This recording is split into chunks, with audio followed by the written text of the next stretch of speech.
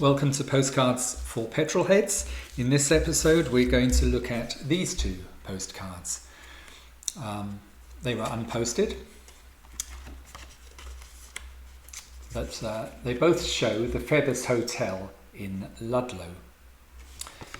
And we'll talk a bit about the cards themselves, and also, as this is Postcards for Petrolheads, we will talk about the two cars parked outside. But first, let's look at where Ludlow is. Okay, so it's here in Shropshire, almost in Wales. It's a medieval market town. John Betjeman said it was the loveliest town in England, and it is certainly no slough, which he detested. Okay, now, before we go on and look at the cars, let's take a few minutes to look at the cards themselves, because they demonstrate something.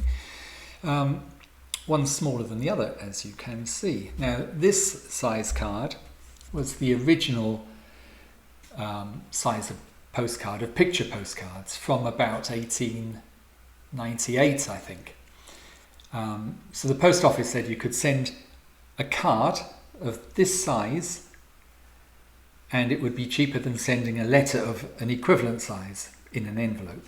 And so they were very popular because they were cheaper, and also people liked the idea of sending an image. So an early one was something like this one.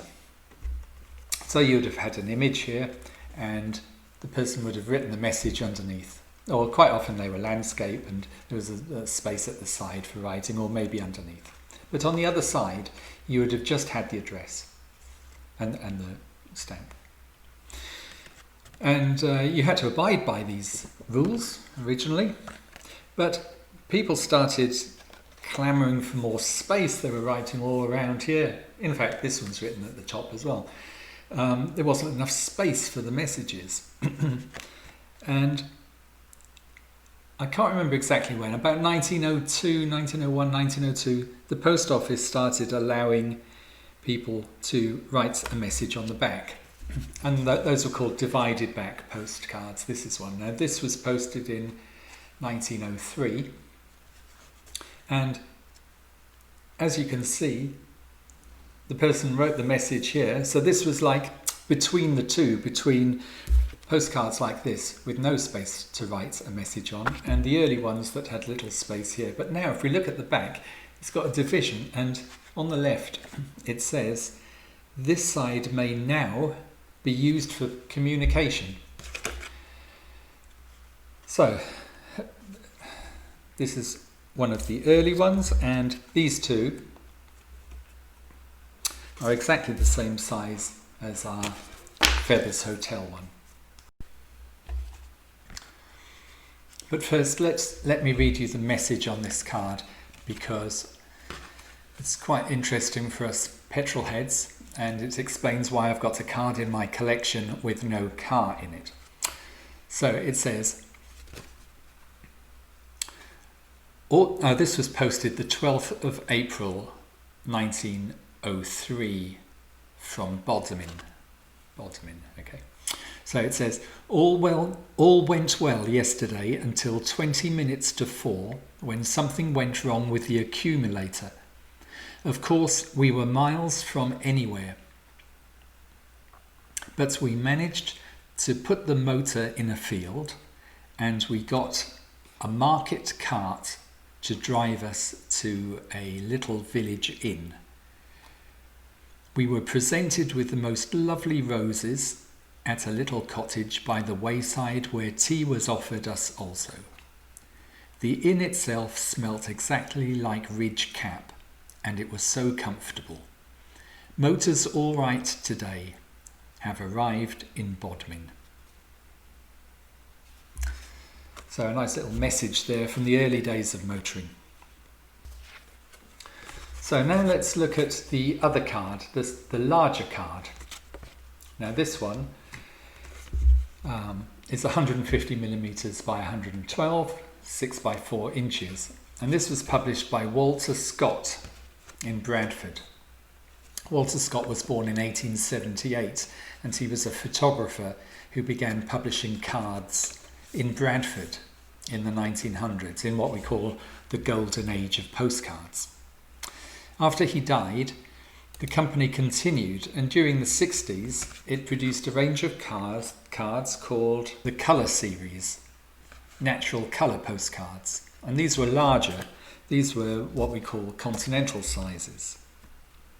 And they're the same size as the cards we get today. Although you can get larger ones today, but this is a common newer size card. Let's get to the really interesting bit, which is talking about cars. Now, despite us saying that smaller cards, we started off with smaller cards and then they got bigger after the war in the 60s and 70s, I think that this card is the newer of the two. In this card, in the Walter Scott card, we have an F-Series Victor. So this was made between 1957 and 1961. And the design was influenced by American cars, particularly mid-50s Chevrolet Bel Airs. Here's a picture of a Bel Air. Chevrolet made an estate version too, by the way. Well, being an American, it was called a station wagon. So it's quite fitting that in this postcard, the Victor is sitting under an American flag. I wonder what event was going on at the Feathers. A Stars and Stripes, a Union Jack, or more properly a Union flag, and then what do we call the Welsh flag? I think it might be called the Red Dragon. And here's a bit of trivia for you. How old do you think the Welsh Dragon is? The flag, the design. It's newer than the F-Series Victor. It came out in 1959. But this Victor is a Series 2 car, so it's post-59. Now we know that because the rear doors are plainer than the original heavily sculptured doors. Okay, let's look at the other card now, the smaller card. No flags this time. Here we have a Morris Oxford Traveller. Now all Morris estates were called Travellers. The most famous one being the Morris Minor Traveller, of course. The Austin equivalents were called Countrymen. There was no Austin Minor, but we've had Austin Mini Countrymans, we've had the Austin A40, A50 and A70 Countrymen, and all of those have appeared in postcards on the blog. But this is a Morris, and it's a Traveller. To be honest, I wasn't sure whether it was a Morris or an Austin, but when I put it on the blog, a reader, Rob of course, said you could tell by the hubcaps that this is the Morris version. And I generally believe everything he tells me. The Farina designed BMC cars had their fins trimmed in 1961. So originally I thought, oh, this must be an early Series 5 car. So 1959 to 1961, because it seems to have got very large fins. But then I read somewhere that all estates had tall fins, even up to 1969, when they stopped making them.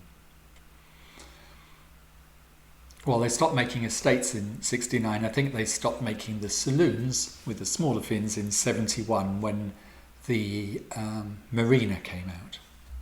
Having the Morris as the later car makes more sense for me, because without any evidence at all, I have it in my mind that both these cars were owned by the owner of the Feathers Hotel. They're absolutely ideal for bringing in food and drink from the cash and carry. So the hotelier had the Vauxhall first and then changed it for the Morris. They're both large cars, and by today's standards, they're both underpowered.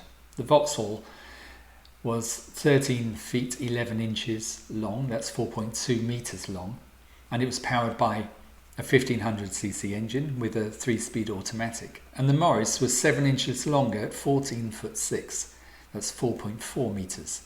And as I say, it also had a 1.5 litre engine.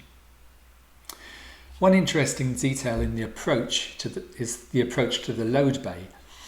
The Chevrolet had a split tailgate, a feature that I remember from my dad's Hillman Minks estate, and I always thought it was a good idea, great for picnics, and useful for loading, I thought, though some people would argue it's not so good for loading, who knows. But I've had countless four-wheel drives, Nissan Patrol, Pajero, Discovery, Land Cruiser.